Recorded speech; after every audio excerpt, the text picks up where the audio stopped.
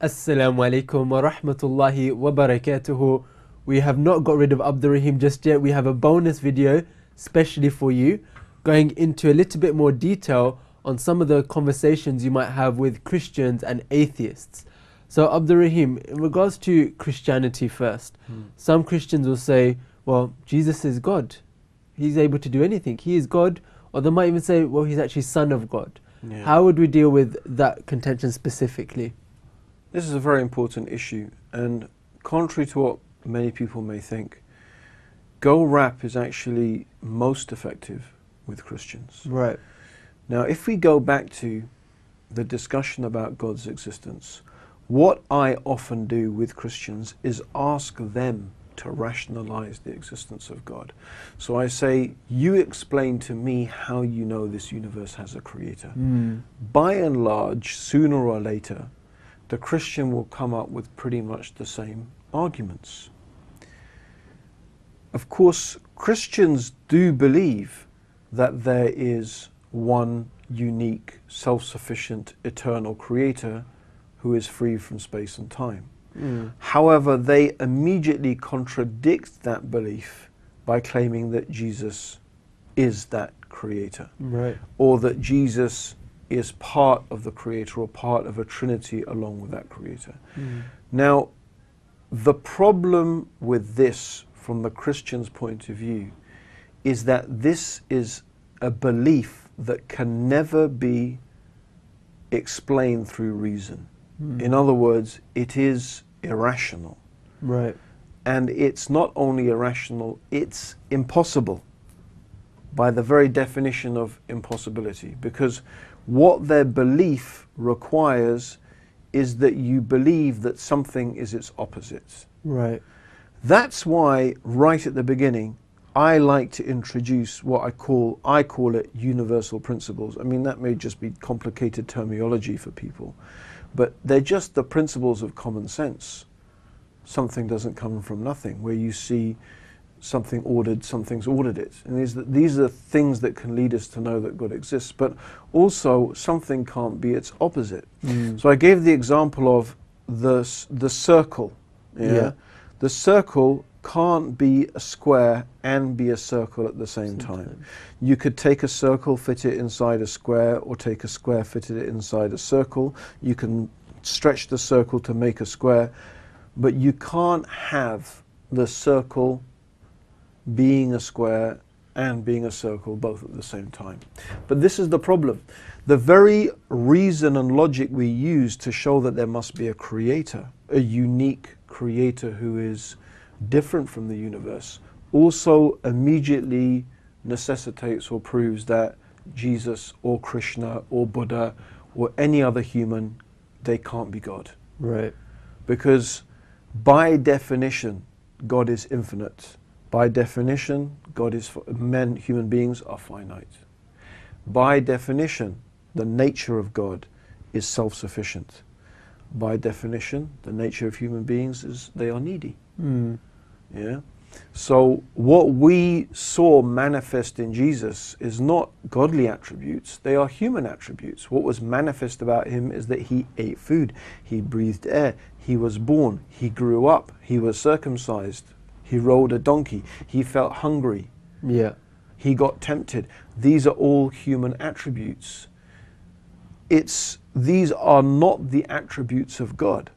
And the point is, they would say, well, he was both God and man, but something by definition can't be, because God is the opposite of what man. They are opposites. They're on the opposite scale of the spectrum. Right. God is creator, human is creation. God is self-sufficient, humans are needy. God is the one who is worshipped, humans are the ones who worship. Yeah. So it goes on and on. Yeah. Sure. God does not pray to anyone, but Jesus prayed. Yeah. So that's the point. And this is the point that Allah makes in the Quran. That if God wanted to destroy Jesus and Mary and everything in the heavens and the earth, who could stop him? Meaning, Jesus was powerless before the power of God. Therefore, he can't be the same as God. Sure, sure. Right? So, I mean, the Christian can believe this if they want to, but they can never, and that's why we go back to, and that's when I said I had this conversation with the Christian. When he brought this up, I said, what happened to the man in the red light? Remember we agreed to use common sense and reason? Okay? And it's very problematic from other angles as well, because now the Christian is telling us that a person is going to go to hell forever for refusing to believe something impossible. Right. How can we describe God as being just? How can you describe God as being just when he is going to burn people for refusing to believe an impossibility? And the way that I often present this to the Christian in a very stark and a very real and a very poignant way, I say, look, imagine you're standing in front of God and I'm standing in front of God on the Day of Judgment. And God says to you, God says to me, why didn't you believe Jesus was God? Why didn't you believe that I was Jesus, or Jesus was me, or Jesus was God, or whatever way God would put it, right? Well, I would say, how can I believe you're the creator of the heavens and the earth?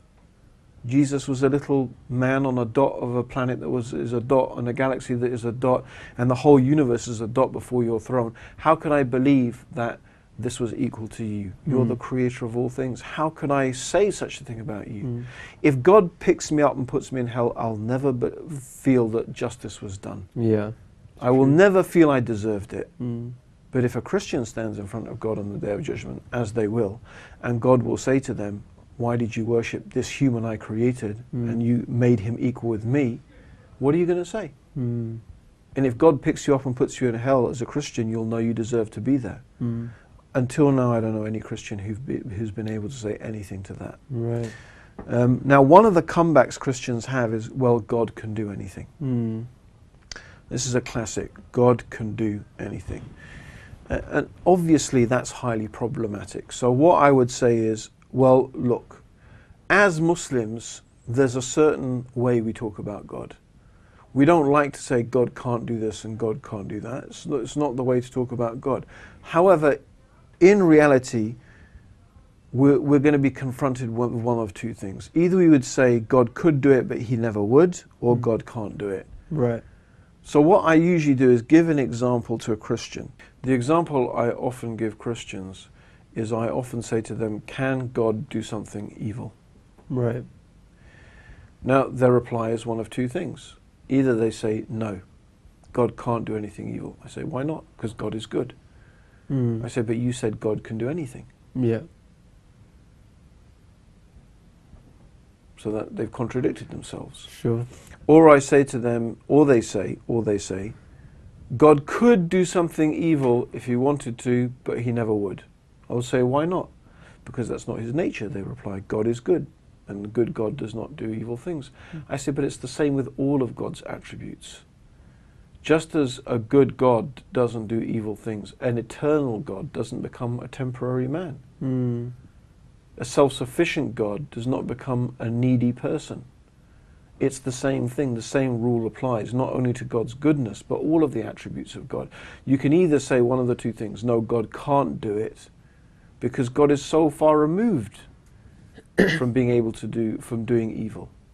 Because it's the attribute, the quality of God that God is good, but it's also the quality of God that he's self-sufficient. Yeah.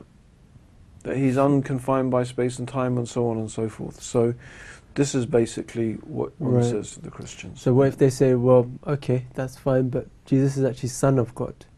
How would you respond to that? This is a little bit more tricky. Right.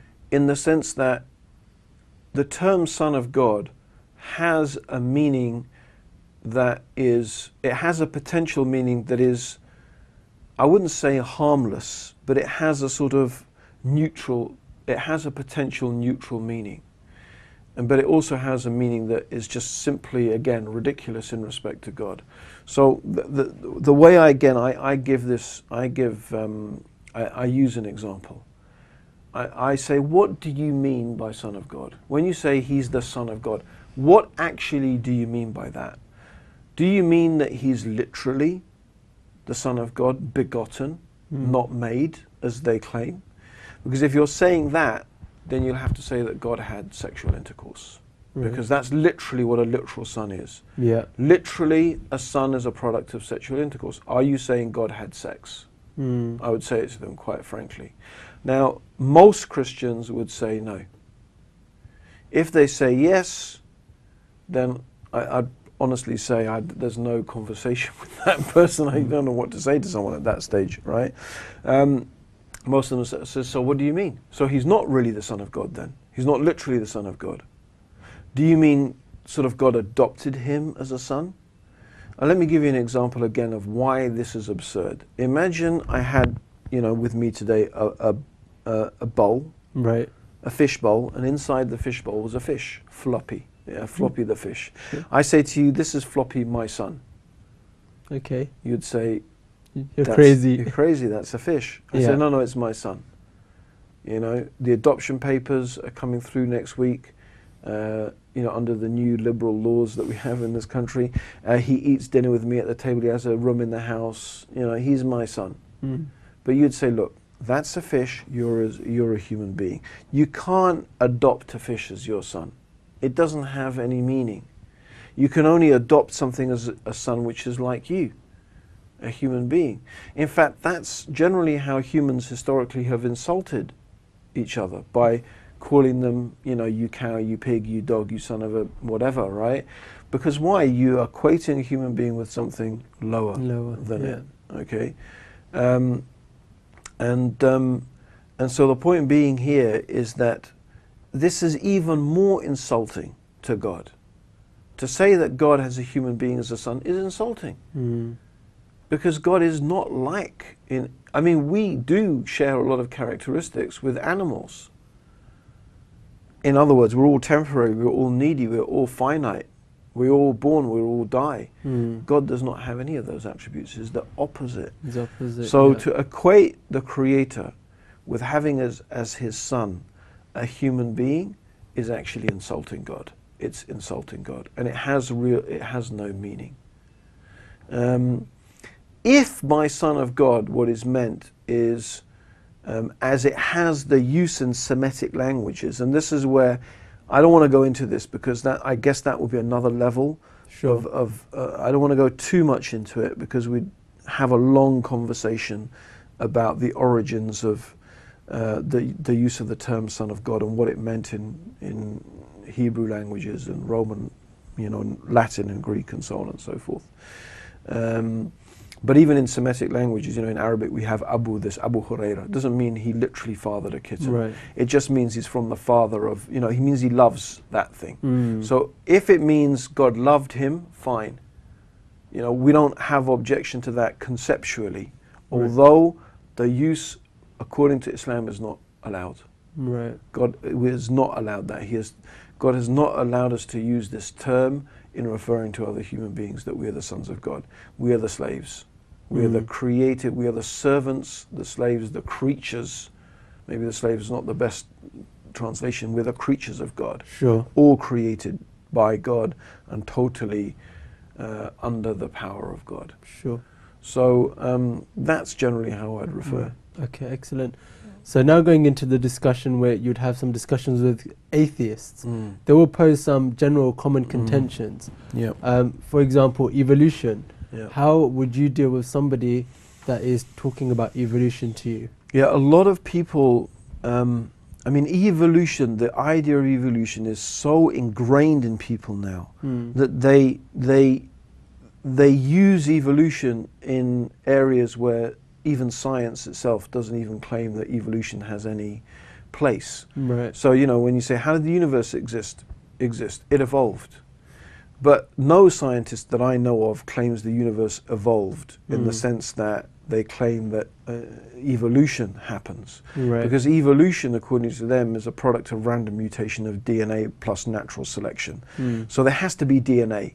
So there has to be a process of the DNA mutating and changing, which changes the blueprint of how the physiology, how outwardly a creature appears, and then through natural selection, the most beneficial and successful mutations and changes are selected, and that's how bit by bit, creatures change. And but there's no way of applying that to the universe. planets, stars and galaxies do not have DNA. There's no way for them to mutate and be randomly selected. Yeah. Yet the level of organization and the level of systemization in the universe is so much more than in biology. Yeah.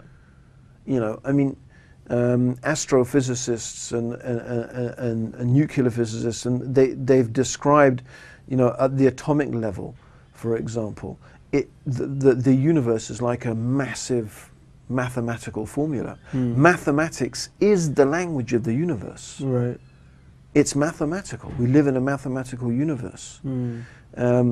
It's incredible to me how anyone could conclude except that there must be behind this, you know, an intelligence of a astronomical order. Right. How do you get such a mathematical universe? How? The logical explanation is there's wisdom and power and intelligence behind it of an amazing magnitude, and it would seem obvious to me that a person looking at all of that would know that. And there's no way for evolution to happen.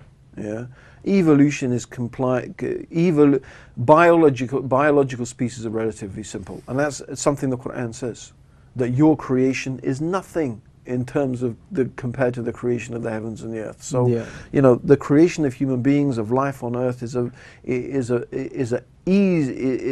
a relatively simple process compared to the creation of the universe itself. So evolution doesn't get a look in GORAP anyway. Because if a person says evolution, they said, I'm not talking about, you know, animals and creatures. The mobile phone is an inanimate object.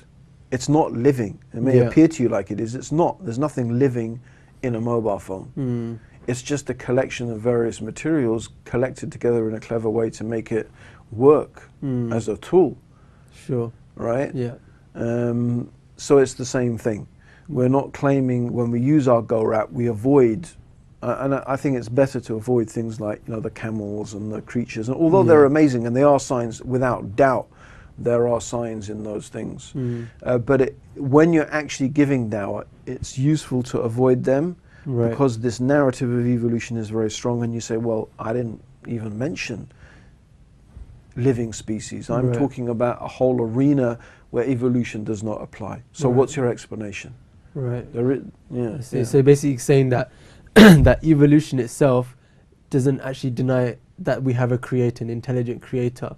Because within the GORAP itself, because we've been talking about the cosmos and our universe, we don't even go into biology. No, we don't. In other words, evolution does not get a look into GORAP. Right, right. I mean, evolution is a different discussion altogether. Sure. Right? But again, it's just effective dawah technique. It's not that it's not a good topic to talk about. It's just that, look, if we can avoid that contentious issue by sidestepping it altogether and show there's more powerful arguments by looking in different areas to accept God's existence, evolution becomes irrelevant. It's an irrelevancy. We're not talking about evolution of species, we're talking about the universe itself. So the examples we give is the alternation of the night and the day, the different gases in the atmosphere, you know, the ozone layer, the composition of water, the distance of the earth from the sun. There's no evolution in that. Sure. Okay, excellent. So for example, with some atheists, I know we've kind of touched upon this, but one of the key contentions that always bring up is who created God. So can you elaborate a little bit more on that contention? And you know what? A lot of people have this objection in their mind. Now, as you said, we did cover that, because if we go back to GORAP, when we talked about God's existence, we went from understanding that the universe needs some sort of creator, some sort of intelligence and power behind it. We said that the nature of the creator must be different from the creation. Right. Because if the nature of the creator was not different, you'd just have more creation. Now, someone would say, that's fine. Then this creator must have a creator. Right? But then the same question comes. If the nature, I mean, we could say, yeah, fine, that's fine as an argument. But then do you agree that the nature of this creator is different from the creation? If they say no, because we're still going to have to end up, you'll see, we'll still have to end up with one unique, self-sufficient, eternal being. Sure. Even if you have a thing, you're going to have to get there. We're going to explain why. Yeah. We would say to them, okay, did this creator have a creator then? Is it different? Is the nature of this creator different or the same? If they say it's the same, right, then you can ask that question, well, who created that creator? And you can soon imagine you go on, who created the creator, who created the creator, who created the creator, who created the creator, and it goes on and on and on and on, ad infinitum, as they say, forever. Yeah. Now, there is a very simple logical reason why that can't happen. Right. And I want to give you an example. This is very powerful if you can master this. Imagine there is a sniper, and this sniper has the target in sight. And you say radios back to base. Yeah. You know, HQ, target such and such in sight. Now, base says we have to ask higher up. Yeah. And higher up says we have to ask higher up. And higher up says I have to ask higher up. And in other words, higher up keeps going higher up. Yeah. Now, if that keeps going on and on and on and on, will the sniper ever pull the trigger? Never. He'll know, he'll just be waiting for the command forever and ever and ever. So there has to be a place where the command stops. Stop, yeah. There has to be someone who issues the command. There has to be. It can't go on forever and ever because the trigger will never be pulled. Now, if we go back to the creation, it's the same thing.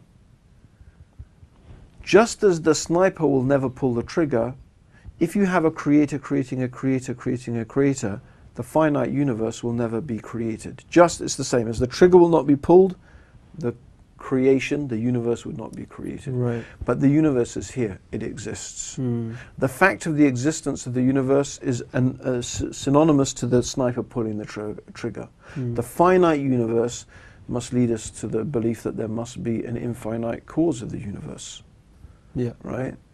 And there's good reasons and compelling reasons to believe that infinite cause is intelligent, has wisdom and power and intelligence. So again, it leads us to that conclusion that the nature of the creator must be different from the creation, because an infinite regression of creators creating creators creating creators, it doesn't have existence in reality. It doesn't lead to anything being created, which is also a potential refutation of various other things that, you know, atheists come up with in terms of infinite universes and so on and so forth, because infinity doesn't have existence in reality. Sure. It may exist in mathematics, but in the real world, infinity of caused things cannot be. Sure. An infinite uncaused being, yes, but not an infinity within of creation caused things. itself. Okay, that makes sense. Abdul-Raheem, it's been a pleasure to sit with you and mashallah take all this knowledge on board, and hopefully inshallah we can take all this knowledge, practice it, rewatch the whole series, and actually go out and apply all the knowledge we learn, inshallah. And remember, we don't just learn dawah, we have to live the dawah. So jazakallah khair for watching as always. Assalamu alaikum wa rahmatullahi wa barakatuhu.